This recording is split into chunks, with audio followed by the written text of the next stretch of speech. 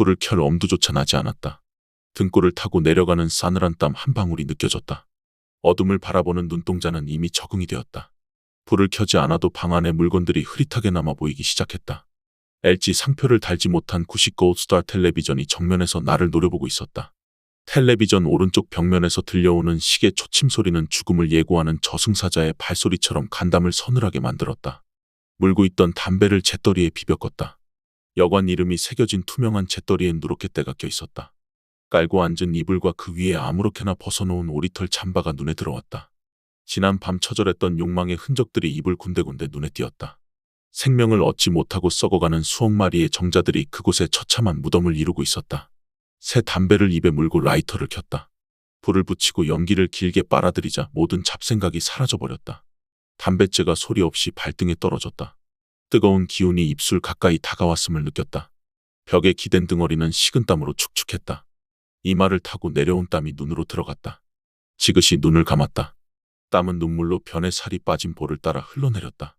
눈을 뜰 수가 없었다. 왈칵 쏟아져 나올 눈물을 감당할 자신이 나에겐 없었다. 매캐한 연기가 목을 타고 들어와 심하게 기침을 해댔다. 필터까지 타 들어간 담배를 끄기 위해 살며시 눈을 떴다. 예상처럼 눈물이 쏟아지진 않았다. 여전히 어둠을 지배하는 시계 초침 소리 사이로 오토바이 굉음이 가로질러 갔다. 끈적끈적하게 땀이 밴 엉덩이를 들어 잠바 끝자락을 끄집어냈다. 안주머니에서 지갑과 휴대폰 배터리를 꺼냈다. 지갑엔 겨우 5,000원이 들어있었다. 왼쪽 주머니에서 나온 차 열쇠는 바지 주머니에 얼른 집어넣었다. 오른쪽 주머니 깊숙이 집어넣었던 라디오를 꺼냈다. 돌돌 말아놓았던 이어폰 줄을 방바닥에 늘어뜨리고 주파수를 이리저리 맞춰보았다. 지지직거리는 잡음만 귓가에 잡혔다. 깨끗한 음질의 전파를 찾기 위해서 엄지손가락이 필사적으로 움직였다. 다음에 들으실 곡은 버글스의 비디오 킬 더 라디오 스타입니다. 약간의 잡음과 함께 들려온 반가운 목소리가 80년대에 히트했던 팝송을 소개해 주었다. 새벽 2시 30분. 노래가 흘러나오자 긴장으로 뭉쳤던 근육이 풀리는 것 같았다. 새벽까지 인터넷을 즐기던 내가 그 사이트를 알게 된 시간도 아마 이맘때였을 것이다. 환락의 세계로 나를 이끌었던 두 남자도 그때 알았다. 누구의 잘잘못이라 할 수 없을 만큼 나는 깊게 빠져들었다. 문득 왼쪽 가슴에서 통증이 느껴졌다. 티셔츠 안으로 손을 집어넣어 뜨거운 상처의 흔적을 만졌다. 그것은 그녀와의 처음이자 마지막 만남을 확인시켜주는 유일한 증거물이었다. 처진 가슴살과 둥글게 모양 잡힌 백수엘의 배 때문에 속옷은 탱탱해지다 못해 한 치수 더 늘어나 있었다. 사각 팬티 안에 손을 집어넣고 자신의 아랫도리를 조물락거리다가도 스피커에서 들려오는 여자의 교성이 커지면 재빨리 손을 꺼내 볼륨을 줄이곤 했다. 그는 알아듣지도 못하는 일본어로 서로의 사랑을 속삭이는 남녀의 모습을 멍하니 바라보았다. 선풍기가 뿜어대는 더운 바람에도 아랑곳하지 않았다. 고요한 긴장감 속에서 마우스를 잡은 손이 빠르게 움직였다.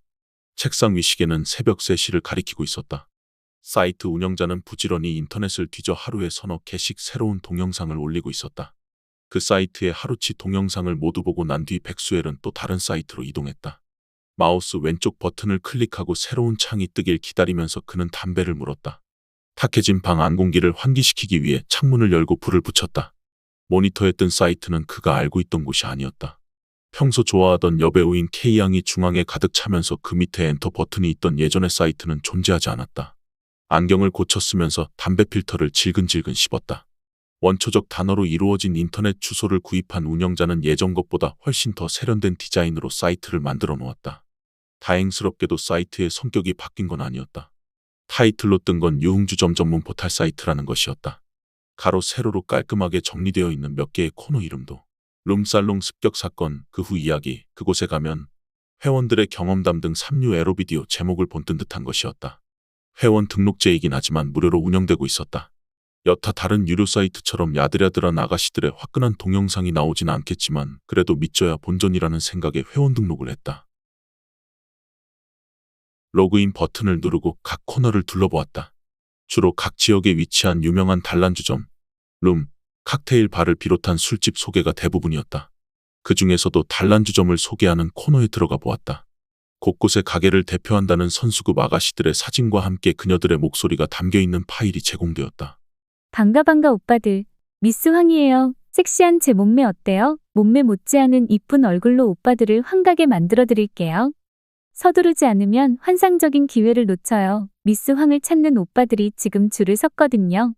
빨리 오세요. 저렴한 가격으로 최상의 밤을 만들어 드릴게요. 그럼 오빠들, 안녕.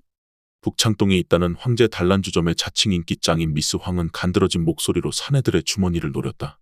비슷비슷한 내용의 다른 파일을 몇 개 더 들어보고 나서 백수엘은 회원들의 환상적인 경험으로 가득 차 있는 게시판을 열어보았다.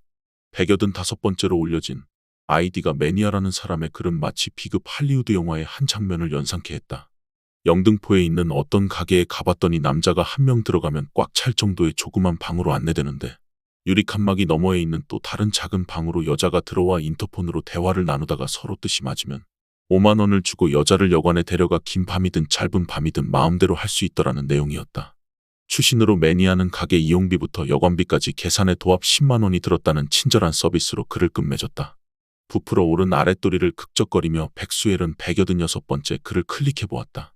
미친 새끼, 영등포 가봤더니 그런 데는 있지도 않더라. 순 이발소밖에 없던데 도대체 어딜 갔다 온 거냐. 매니아, 너의 정체를 밝혀라.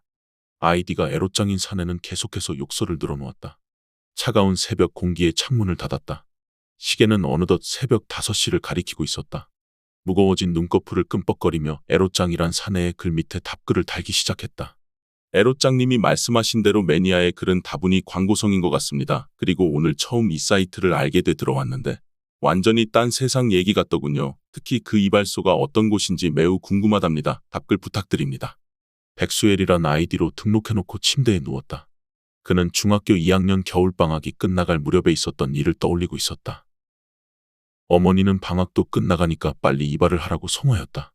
머리카락이 3cm를 넘으면 안 된다는 학칙 때문에 15세 소녀는 어쩔 수 없이 돈을 받아들고 밖으로 나왔지만 가까운 곳에 있는 이발소에선 소년이 원하는 스타일의 머리가 나오지 않았다. 그래서 다른 데를 가보리라 마음먹고 10여 분을 걸었다. 육교가 있는 사거리에 도착하자 지하 1층에 이발소가 있었다. 덥수룩한 머리를 유리문에 비춰본 다음 아래로 내려가 문을 열고 들어가자 잠에서 막 깨어난 듯한 아줌마가 쪽방에서 기어나왔다. 체격에 어울리지 않는 짧은 미니스커트에 금방이라도 젖가슴이 튀어나올 듯한 티셔츠를 입고 있던 아줌마는 피곤이 가득한 눈으로 어린 손님을 보았고 얼굴이 빨개진 소녀는 쿵쾅거리는 가슴을 어찌해볼 도리 없이 서둘러 밖으로 뛰쳐나왔다. 어린 나이였지만 퇴폐 이발소라는 데가 있다는 건 알고 있었다. 하지만 이렇게 가까운 곳에 말로만 듣던 곳이 있었다니 소녀는 상상도 하지 못했다. 백수엘은 엷은 밤색으로 염색한 머리카락을 쓸어 올렸다. 14년 전에 보았던 아줌마의 젖가슴이 떠올랐다. 다시는 경험하고 싶지 않은 일이지만 그녀의 젖가슴을 떠올릴 때마다 발기하는 자신을 확인하곤 했다. 누운 채로 문이 잠겨 있는 걸 확인한 그가 운동복 바지를 벗어서 침대 밑으로 떨어뜨렸다. 기름기 가득한 삼겹살 냄새를 맡으며 새 남자는 잔을 부딪혔다. 백수엘의 물음에 답글을 달아준 에로짱은 마른 몸매의 동갑내기였고 함께 나온 매니아는 큰 키에 근육으로 다져진 5살 어린 동생이었다. 단숨에 비워버린 술잔을 채우며 비계가 잔뜩 붙어있는 삼겹살을 안주 삼아 먹었다. 그래도 그렇게 취직이 됐으니까 좋은 데도 다닐 수 있는 거지. 나처럼 직장도 못 잡고 우중충하게 살아봐. 그런 건 젠장 꿈에도 생각 못한다. 백수엘이 평상시답지 않게 빠른 속도로 에로짱에게 말했다. 시발, 직장이라고 다녀봐야 나 같은 월급쟁이가 뭐 특별하겠냐. 어쩌다가 접대할 일이 생기면 한 번씩 가보는 거지. 말을 마친 에로짱의 입술이 날카로운 면도날처럼 얇아졌다. 삼겹살을 굽고 있던 매니아가 백수엘을 보았다. 그나저나 형은 좀 놀랐겠어. 서로 욕설을 퍼붓던 두 사람이 이렇게 함께 나와 있으니까. 그렇지. 그런 사이트가 있는 줄도 몰랐는데 들어가 보니까 이건 완전히 딴 세상 얘기 같더라고. 더군다나 회원들끼리 만나서 이런 자리를 갖는 줄은 꿈에도 생각지 못했지. 그런데 말이야, 그 영등포에 있다던 가게엔 진짜 가보긴 한 거야. 뭘 가봐. 가보긴. 이 새끼 이거 순구라쟁이야. 얘가 말하는 것 중에 99.9%는 다 뻥이라고 생각하면 돼. 진짜 가봤다니까 그러네. 형은 왜 사람 말을 안 믿는 건데? 매니아가 에로짱에게 따지듯 대들었다. 에로짱은 어쩔 수 없다는 듯한 표정으로 알았다고 했지만 둘의 진실 공방은 꽤 오랫동안 지속되었다. 검게 탄 삼겹살이 석쇠에 달라붙어 떨어지지 않았다. 소주 5병을 얼큰하게 비워낸 그들은 자리에서 일어나 네온사인의 물결 속으로 걸어갔다. 원색의 단란주점 간판들이 끝없이 이어져 있었다. 병원에 가면 졸라 많은 환자들로 북적대잖아. 그걸 보고 있으면 서울이란 도시가 마치 커다란 병원처럼 느껴져. 근데 이 북창동 거리를 걷다 보면 서울이 그 짓에 굶주린 변태들만 사는 곳 같기도 해. 남자들한테야 이런 데가 천국이지. 천국, 그 짓의 천국. 백수엘과 매니아 사이에서 에로짱이 말했다. 그는 먹구름이 잔뜩 낀 하늘을 향해 두 팔을 뻗은 채 두 사람에게 재차 동의를 구했다. 형 말이 맞네. 여기가 천국, 바로 파라다이스지. 형도 그렇게 생각하지? 매니아의 음탕한 눈동자가 백수엘을 보았다. 순간 그는 이들의 억지 논리에 빠져들고 있는 자신을 느꼈다. 뭐라고 대답해야 할지 짧은 순간 혼란스러웠다. 맞아. 우린 천국을 정복하러 온 악마들이야. 섹시한 천사들을 품에 안으러 가보자고. 백수엘은 호기롭게 외친 뒤 앞장서서 걷기 시작했다. 그들의 커다란 웃음소리는 알코올과 니코틴에 찌들어 순수함을 잃어버렸다. 어쩌면 이 도시에서 살아남기 위해선 순수함보다 추악함이 필요할 거라고 백수엘은 생각했다. 오늘 방문할 곳은 형이 골라. 첫 경험을 할 장소는 아주 중요하거든. 그런 중차대한 결정을 새내기한테 맡겨도 될지 모르겠네. 잘 선택해. 한 번의 선택이 평생을 좌우한다. 잠시 걸음을 멈췄다. 그들과 비슷하게 취한 사내들이 무리지어 지나갔다. 백수엘은 좌우에 늘어선 간판들을 하나하나 눈여겨보았다. 머릿속에서 단어가 하나 맴돌았다. 뭐였더라? 조금 떨어진 곳에 해답이 반짝거리고 있었다. 떨리는 가슴을 진정시키며 백수엘은 그곳을 가리켰다. 황제 단란주점이라. 이야, 이름도 멋지구나. 오늘은 우리 모두 황제가 돼보는 거야. 조금의 망설임도 없이 말을 마친 에로짱은 둘의 어깨를 감싸고 걷기 시작했다. 활짝 열려있는 건물의 유리문으로 붉은색 형광등 불빛이 새어나왔다. 백수엘은 유리문에 비친 자신의 얼굴을 보았다. 과장된 미소 속엔 불안과 기대가 모두 들어있었다. 지하 1층으로 내려가는 벽에는 요염한 포즈의 서양 여자들이 윙크를 보내주었고 솔솔 풍겨오는 향수 냄새에 온 신경이 한 곳으로 집중되었다. 조그맣게 울리던 음악 소리는 문을 열자마자 거침없이 쏟아져 나왔고 웨이터의 90도로 꺾이는 인사에 그들은 이미 황제가 되어 있었다. 안내되어 들어간 방은 적당히 어두운 조명에 푹신한 소파와 튼튼해 보이는 테이블로 가득 차 있었다. 술과 안주와 여자를 주문시켜놓고 그들은 반주기계에 맞춰 노래를 불렀다. 천사를 찾아 싸바싸바, 사랑을 찾아 쿵짝쿵짝. 기습적인 소나기에 온몸이 젖은 채 모텔로 들어섰다. 술에 취한 3명의 남자와 3명의 여자는 흠뻑 젖은 옷을 털었다. 자연스럽게 카운터로 걸어간 에로짱이 신용카드로 방 3개를 잡았다. 커다란 수족관 안의 열대어들은 늦은 시간임에도 두 눈을 부릅뜬 채 헤엄치고 있었다. 괴종시계의 웅장한 소리가 2번 울렸다. 영수증에 사인하는 에로짱을 그의 파트너가 음탕한 눈빛으로 바라보았다. 가게에서부터 열을 내기 바빴던 매니아는 벌써 파트너와 키스를 하기 시작했다. 백수엘은 이 모든 상황이 꿈처럼 느껴졌다. 그의 파트너는 팔짱을 낀 채 아무 말도 하지 않았다. 호들갑스럽게 계단을 올라가 각자의 방으로 흩어져 들어갔다. 깨끗한 침대보 덕분에 금방이라도 잠이 들 것 같았다. 하지만 흠뻑 젖은 몸은 끈적거려 샤워를 원하고 있었다. 오빠, 나부터 씻을게. 그래, 씻고 나와. 어설프게 반말로 대꾸한 백수엘은 능숙하게 옷을 벗는 그녀를 황홀한 눈빛으로 바라보았다. 인터넷에서 목소리를 들었던 미스 황은 상상보다 훨씬 더 아름다웠다. 커다란 눈망울은 금방이라도 눈물이 쏟아질 것 같았고 도톰한 입술에 붉은 빛은 윤기가 흘렀으며 귀를 덮는 긴 머리카락은 어깨에 닿아 찰랑거렸다. 낮은 언덕처럼 볼록 튀어나온 아랫배는 새 생명을 잉태하기 전에 팽팽함으로 충만해 있었다. 금방 나올 거야. 오빠, 조금만 기다려. 욕실 문을 열면서 미스 황이 귀엽게 윙크했다. 백수엘은 침대에 앉아 담배를 물었다. 불을 붙이면서 그는 에로짱의 직업이 무엇일까 추측해보았다. 단란주점 비용에서 아가씨들의 2차 외출비와 모텔비까지 카드로 긁어대던 그에게 의심이 가기 시작했다. 그냥 그렇고 그런 월급쟁이라고만 소개받았기에 술자리에서는 그런가 보다 했지만 이번 일을 빌미삼아 나중에 무슨 얼토당토하는 요구나 해오지 않을까 싶어 머리가 복잡해졌다.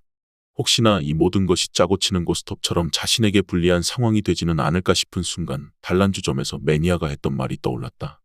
형, 내 아이디가 매니아잖아. 말 그대로야. 이런 데 오는 게 내 취미 생활이거든. 뭐 앞으로 계속 만나겠지만 돈 걱정은 하지 마. 그런 거 따지다 보면 당근 못 오지.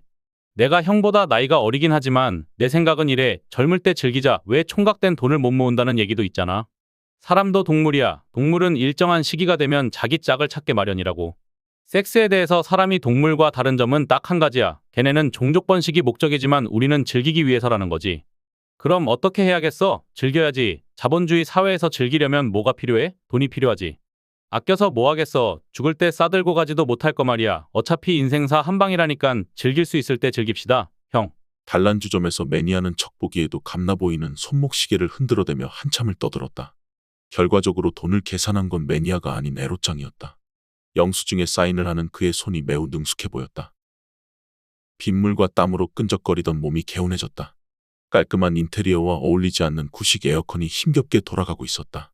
미스 황의 노력에도 알코올에 찌든 백수엘의 아랫도리는 발기하지 않았다. 흐물흐물한 아랫도리를 입으로 빨아대던 미스 황이 몸 위로 올라와 젖꼭지를 살짝 깨물려고 하자 그는 가볍게 그녀를 들어서 옆자리에 눕혔다. 20여 분 동안 살덩어리 위에서 갖은 애를 쓴 그녀의 가쁜 숨소리가 백수엘의 가슴을 무겁게 짓눌렀다. 그는 아무 말 없이 눈을 감았다. 괜찮아. 오빠, 가끔 술을 너무 많이 마신 날에는 잘 안 된다고 하더라고. 그러니까 너무 실망하지 마. 그녀는 담배를 꺼내며 대수롭지 않게 말했다. 백수엘이 살짝 눈을 떴다. 라이터 불빛에 흔들리는 여인의 초상화가 보였다. 여인이 길게 내뿜은 담배 연기가 마치 나비와 같은 우아한 자태로 퍼져나갔다. 방음시설이 엉망인 듯 옆방 상황은 눈에 잡힐 것처럼 생생하게 들려왔다. 오빠, 뭐 하나 물어봐도 돼? 그래, 물어봐. 하는 일이 뭐야? 그냥 궁금해서. 애써 태어난 척 그녀의 사랑스런 가슴으로 눈길을 돌렸다. 주먹을 쥐고 있던 왼손이 땀으로 축축해졌다. 에어컨 바람도 이 무덥고 습한 날씨를 해결해주진 못했다. 대답을 기다리며 그녀는 또 한 차례 연기를 내뿜었다. 그냥 아직 백수야. 어쩌다 보니까 직장도 못 구하고 이렇게 살아. 한심하지. 수줍게 미소 짓는 그에게 그녀는 고개를 저으며 그렇지 않다고 말했다. 나나 오빠나 아직 젊잖아. 기회는 아직도 많이 남아있어. 나는 나중에 유명한 드라마 작가가 될 거야. 아주 순수한 사랑을 쓰고 싶어. 마음만으로도 충분한 사랑, 그리고 그런 사랑을 꼭 해볼 거야. 서로 만나진 않아도 항상 가슴속에 살아있는 그런 사랑을. 상기된 얼굴로 백수애를 쳐다보며 그녀가 말을 이었다. 오빠는 나를 잊어버리겠지? 결혼도 하고 아빠도 될 테니까. 글쎄, 그러고 싶진 않은데. 날 만났었다는 표시를 남기고 싶어. 영원히 날 기억할 수 있도록 허락해줘, 오빠. 그는 얼떨결에 고개를 끄덕이고 말았다. 영원히 기억할 수 있는 표시를 남겨주겠다니 과연 무엇일까 궁금증도 생겼다. 그녀의 지시에 따라 눈을 감고 기다렸다. 그녀가 입에 물고 있던 담배는 필터만 남긴 채 타들어간 상태였다. 담뱃재를 재떨이에 조심스럽게 털었다. 백수엘은 어둠 속에서 들려오는 희미한 소리에 귀를 기울였다. 자신의 몸으로 다가오는 뜨거운 기운이 느껴졌다. 그리고 왼쪽 가슴을 파고 들어오는 고통에 정신이 아득해졌다. 비명은 목에 걸려 긴 신음으로 바뀌었고 살타는 냄새가 방 안을 가득 채웠다. 침대볼을 움켜줬던 손에서 힘이 빠져나갔다. 그녀의 긴 머리카락이 백수엘의 상체를 덮어주었다. 미스 황은 그가 잠들 때까지 자신이 남긴 표시를 혀로 핥아주었다. 꿈속에서 그는 나비를 보았다. 황홀하게 눈부신 커다란 나비가 벌거벗은 그의 몸을 포근하게 감싸주었다. 어느덧 빗소리가 그쳤다. 부산항의 짬바람이 코끝을 스쳐 지나갔다. 에로짱은 숨을 가득 들이마시며 크게 기지개를 켰다. 차 시동을 끄고 나온 매니아도 탁 트인 바다를 보자 얼굴이 환하게 밝아졌다. 거센 파도가 방파제에 부딪혀 부서지는 걸 보면서 백수엘은 어머니와 통화를 하고 있었다. 뭔 놈의 여행을 이렇게 오래 하니? 돈도 없으면서. 오늘 밤부터 눈 온다더라. 작작 좀 하고 얼른 들어와. 부산에 무슨 눈이 와요? 걱정 좀 그만하세요. 제가 무슨 한두 살 먹은 어린애입니까? 한 사흘 더 있다가 들어갈 거니까 그렇게 아세요. 뭐라고 또 잔소리를 늘어놓으려는 순간 전화를 끊었다. 백수엘은 아예 배터리를 빼서 오리털 잠바 안주머니에 집어넣었다. 싸늘하게 불어오는 바닷바람을 맞으며 몸을 부르르 떨었다. 첫 만남 이후 세 남자는 2주일에 한 번씩 단란주점에서 한바탕 놀았다. 두 남자 앞에선 파트너 가슴도 만지지 못하던 백수엘도 시간이 지남에 따라 여자를 다루는 솜씨가 능글맞게 변했다. 그의 발전하는 모습을 보며 에로짱과 매니아는 스승의 뿌듯한 심정으로 즐거워했다. 불안한 의심은 방문 횟수가 늘어가면서 자연스레 사라졌다. 항상 카드를 긁는 에로짱에게 의심의 눈초리가 가긴 했지만 시간이 지나면서 마음으론 미안한 감정이 앞서기 시작했다. 그래서 1차는 대개 백수엘이 계산하고 2차와 그 이후의 비용은 에로짱이 내는 식으로 술자리를 갖게 되었다. 짧은 가을이 지나고 예년보다 일찍 찾아온 겨울바람을 맞으며 에로짱은 회사를 과감히 때려치웠다. 그리고 그동안 자신이 모아둔 돈으로 7일간 전국을 돌자는 제안을 해왔다. 아무런 거리낌 없이 환호를 보내던 매니아와 달리 백수엘은 그의 제안에 주저했다. 하지만 인터넷 사이트를 통해 알게 된 전국의 유명한 유흥주점에 가보고 싶다는 유혹을 쉽게 뿌리칠 수는 없었다. 속초와 대구를 거쳐 부산에 도착한 건 떠난 지 4일째 되던 날이었다. 먹구름이 잔뜩 낀 게 금방이라도 눈이 내릴 것 같았다. 호텔 로비에서 예약자 명단을 확인한 뒤 방으로 안내되어 갔다. 3개의 작은 방과 간단한 요리를 해먹을 수 있는 거실로 이뤄진 곳이었다. 운전을 담당하고 있는 매니아는 들어가자마자 거실 바닥에 널브러졌다. 매니아의 다리를 발로 툭툭 건드리면서 에로짱이 말했다. 임마, 형님들은 이렇게 쌩쌩한데 동생이란 놈이 먼저 퍼져버리면 어떡하냐? 어서 일어나. 팔베개를 하면서 본격적으로 자리를 잡기 시작한 매니아는 겨우 눈을 뜨고 있었다. 형들도 운전해봐. 얼마나 피곤한데. 어제 걔는 잠도 못 자게 하더만 쉴 새 없이 달려드는데 미치는 줄 알았어. 의자에 앉아 두 남자의 대화를 듣고 있던 백수엘도 피곤하긴 마찬가지였다. 단란주점에서 여자 끼고 술 마신 뒤 호텔에서 한바탕 뒹굴고 나서 잠깐 눈 붙이고 일어나 다음 목적지로 이동하고 있었다. 처음엔 재미있었지만 4일 연속으로 할 짓은 아니었다. 백수엘은 이런 짓을 아직도 3일이나 더 해야 한다고 생각하니까 요 전날 마신 술이 부글부글 끓는 듯했다. 게다가 그는 여행을 시작하고 나서부터 에로짱에 대한 의심이 다시 생겨나기 시작했다. 여행을 시작하고부터 지금까지 그가 쓴 돈은 상상을 초월하고 있었다. 박봉인 월급쟁이가 모았다는 돈치고는 많은 액수임에 틀림없었다. 그럼에도 백수엘은 돈의 출처에 대해선 물어볼 엄두조차 내지 못한 채 그들에게 끌려다니고 있었다. 형, 시간도 이른데 좀만 자다 가자. 계속 이런 식이면 나 정말 못 견뎌. 눈을 감고 웅얼거리는 목소리로 매니아가 말했다. 그럴까? 하긴 요놈도 좀 쉬어야지. 그래, 쉬어야지. 그런데 말이야. 내가 좀 물어볼 게 있거든, 저기. 우물쭈물하는 백수애를 보며 에로짱은 눈살을 찌푸렸다. 지금껏 우리가 갔던 단란주점도 그렇고 이번 여행도 그렇고 넌 계속 내 질문을 피해왔잖아. 도대체 무슨 돈으로 이렇게 하는 건지 나는 이해가 되지 않아. 그들 쪽을 향해 모로 누워있던 매니아가 반대 방향으로 슬그머니 몸을 돌렸다. 내가 잘못 생각하는 것일 수도 있지만 안경을 고쳐 쓰는 백수애를 에로짱이 뚫어지게 쳐다보았다. 아니야. 사실 진작 말해줬어야 했는데 미안하다. 어차피 여기까지 왔으니까 너도 알아야지. 나중에 마른 하늘에 날벼락 맞듯이 일을 당하면 우리가 미안하니까. 그럼 어디서부터 어떻게 얘기를 시작해야 하나? 태연하게 머리를 극적거리며 그는 자신이 얘기해야 할 내용을 속으로 정리했다. 겨울의 저녁에는 금방 어두워졌다. 누구도 일어나 전등 스위치를 켤 생각을 하지 않았다. 매서운 바닷바람에 창문이 흔들렸다. 정리가 다 된 듯 에로짱이 담배에 불을 붙였다. 내가 다녔던 회사는 채권 매매를 하는 곳이었어. 항상 1000만 단위나 억 단위의 돈이 왔다 갔다 했지. 그런 단어가 일상화되니까 돈 씀씀이도 커지기 시작하더군. 하지만 그런 것 때문에 단란주점을 다니게 된 건 아니야. 정말 우연히 알게 된 그 사이트 때문이었어. 걔네들이 선전하는 최고의 서비스가 뭔지 궁금했거든. 처음 갔을 때 카드로 150만 원인가를 긁었어. 돈이 좀 아깝기도 했지만 후회는 안 되더라고. 그러다가 회원 게시판을 통해서 저 자식을 알게 됐고 너와 만나기 전까지 카드로 4천만 원 정도를 썼지. 그러니까 겨우 석 달 만에 말이야. 에로짱이 내뿜는 담배 연기에 백수엘은 눈이 따가워졌다. 붉게 변한 눈에 한순간 눈물이 핑 돌았다. 이거 안 되겠구나 싶었지만 도저히 끊을 수가 없었어. 때가 너무 늦어버린 거야. 한번 맛본 그 짜릿한 분위기를 너도 알 거야. 어느 곳에서도 해볼 수 없는 짓을 거기선 마음 내키는 대로 할 수가 있잖아. 춤추라고 하면 춤추고 노래 부르라고 하면 노래 부르고 옷을 벗으라고 하면 옷을 벗고 그야말로 내가 왕이 된 듯한 기분이지. 하지만 모든 일에는 대가가 따르는 법이야. 불어나는 카드빚을 어찌해볼 방도가 없어서 나는 회사 돈에 손을 대기 시작했어.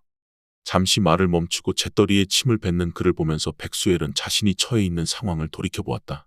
겉으로 보이는 화려함에 눈이 부셔 그 이면의 어두움을 발견하지 못한 어리석은 인간들이 호텔방 안에 모여 있었다. 에로짱이 뱉은 끈적끈적한 침이 떨어지지 않자 그는 손가락으로 침을 걷어낸 뒤 다시 말을 이었다. 채권을 산다는 명목으로 2천만 원을 빼돌렸지. 처음엔 아주 조그맣게 티도 안 날 정도였는데 그것도 금방 불어나더군. 회사에서 사실을 눈치챌까봐 얼마나 불안했는지 몰라. 그러다가 저 자식이 아이디어를 하나 냈어. 이럴 바엔 차라리 크게 한탕하자고 말이야.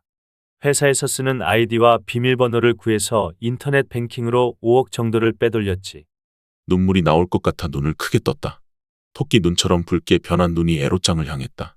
그런 표정 지어봐야 소용없어. 너도 이미 우리와 공범이 된 거니까. 어쩌면 지금 당장 저 문을 통해서 경찰이 들이닥칠지도 몰라.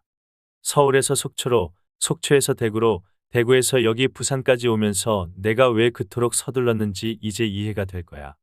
그런 탓에 저 자식은 완전히 파김치가 돼버렸지만 백수엘은 코를 골고 있는 매니아를 보았다. 덩치에 맞지 않게 새우잠을 자고 있었다. 왼쪽 가슴에 상처가 타 들어가기 시작했다. 희뿌연 어둠 속에서 에로짱은 담배를 꺼내 들었다. 재떨이는 침과 가래와 담배꽁초로 범벅이 되어 있었다. 상처의 고통에 아득했던 정신이 번쩍 들었다. 라이터를 찾는 그를 향해 몸을 움직였다. 며칠 동안 몰라보게 살이 빠져버린 백수엘은 날렵하게 라이터를 주워 불을 켰다. 담뱃불을 붙이려고 애로짱이 몸을 숙이는 순간 백수엘이 온몸을 던져 그를 덮쳤다. 살기 가득한 눈으로 목을 졸랐다. 밑에 깔려버린 그가 발버둥을 치면서 당장이라도 숨이 넘어갈 듯한 신음을 내뱉었다. 깊은 잠에 빠져든 매니아에게 구원의 손길을 뻗어보지만 몸을 건드리기엔 팔의 길이가 모자랐다. 힘이 빠져버린 팔이 바닥으로 떨어졌다. 백수엘은 목을 움켜쥐었던 손을 풀고 자리에서 일어났다. 대자로 뻗어버린 그의 옆에서 매니아는 여전히 코를 골고 있었다. 무슨 꿈을 꾸는지 환하게 미소 지으며 입을 오물오물 움직였다. 그의 잠바를 조심스럽게 뒤져서 차 열쇠를 꺼냈다. 가슴의 고통은 그칠 줄 몰랐다. 불이 붙은 것처럼 뜨거운 기운이 점차 또렷하게 느껴졌다. 그 불은 금방이라도 번져서 온몸을 태울 듯했다. 지하 주차장에 세워둔 차에 올라탔다. 떨리는 손 때문에 엔진은 힘없이 작동하다 멈추길 반복했다. 네 번째에 드디어 성공하자 볼륨을 높여두었던 라디오도 함께 켜졌다. 라디오에서는 간만에 발생한 부산의 폭설주의보를 속보로 떠들고 있었다. 백수엘은 문득 휴대폰을 방에 두고 온 것이 생각났다. 경찰은 또 한 명의 공범 또는 살인자를 찾기 위해 온 수사력을 동원할 것이었다. 온몸이 불에 댄 듯 화끈거렸다. 손으로 이마를 짚어보았다. 몸과 달리 이마는 싸늘하게 식어 있었다. 노래는 어느덧 마지막 소절만을 남겨놓았다. 비디오 시대로 너무 멀리 와버려서 라디오 시대로 돌아갈 수가 없다고, 그래서 비디오가 라디오를 죽였다고 가수는 노래 불렀다. 라디오를 껐다. 뜨거운 열기에 진원지인 왼쪽 가슴의 고통에 눈앞이 흐릿해졌다. 엉금엉금 텔레비전 쪽으로 기어가 전원 스위치를 돌렸다. 번쩍하고 켜진 텔레비전에선 케이블 방송의 뉴스 전문 채널이 나왔다. 인근에 군부대가 있는 강원도의 조그만 마을이었다. 마을에 있는 유일한 여관방 안에서 구식 텔레비전으로 케이블 방송을 보게 될 줄은 꿈에도 생각지 못했다. 볼륨을 조금 높이고 나서 제자리로 기어와 벽에 등을 기댄 채 텔레비전에 온 신경을 집중시켰다. 텔레비전에선 요즘 주가를 올리고 있던 여자 탤런트의 을 떠들어대고 있었다. 고개를 숙인 채 취재진과 경찰에 둘러싸여 호송 차량으로 걸어가는 모습이 화면에 나왔다. 문득 군인들이 행군을 하며 지나가는 소리가 바깥에서 들려왔다. 나는 창문으로 시선을 던졌다. 몇 시간의 행군으로 많이 지친 듯 걸음걸이에 힘이 없었다. 다음 뉴스입니다. 어젯밤 9시 회사 돈 5억 원을 빼돌린 혐의로 전 채권매매 회사 직원 권모 씨와 특별한 직업 없이 함께 룸살롱을 들락거리던 양모 씨가 부산 해운대의 모 호텔에서 체포되었습니다. 이들은 한 인터넷 사이트를 통해 알게 된 것으로 밝혀졌으며 현재 경찰은 달아난 또 한 명의 공범인 이모 씨의 소재 파악에 수사력을 집중하고 있습니다. 경찰서 의자에 앉아 잠바로 얼굴을 가린 두 남자가 나왔다. 아무 표정 없이 노트북 키보드를 두드리며 조서를 꾸미던 사복 경찰이 지금이라도 문 밖에서 나를 기다리고 있을 것 같았다. 지난 가을에 생일 선물로 애로짱이 사준 라디오가 이불 위에 놓여 있었다. 라디오를 집어들었다. 길게 늘어뜨린 이어폰 줄을 정성스레 감아서 잠바 주머니 깊숙이 집어넣었다. 텔레비전을 끄자 다시금 시계 초침 소리로 방 안이 어두워졌다. 어머니는 지금쯤 경찰의 협박으로 인해 파랗게 질려 있을 것이었다. 몸은 이미 처마 및 고드름처럼 차갑게 식어 있었다. 잠바를 입었다. 두 손을 주머니에 찔러 넣은 채 시계를 보았다. 가슴의 통증은 이제 신경 쓰고 싶지 않았다. 이 통증을 나에게 남긴 미스 황은 자신을 영원히 기억해달라고 했었다. 그런 그녀는 날 기억하고 있을까? 그렇지 않으리라는 생각이 들었다. 어쩌면 아까 그 뉴스를 보고 어렴풋이 떠올렸을지도 몰랐다. 그녀는 나에게 드라마 작가가 될 거라고 했었다. 하지만 그 말을 듣던 순간부터 지금 이 순간까지도 나는 확신하고 있었다. 그녀는 절대로 드라마 작가가 되지 못할 거라고. 겨울바람에 창문이 흔들렸다.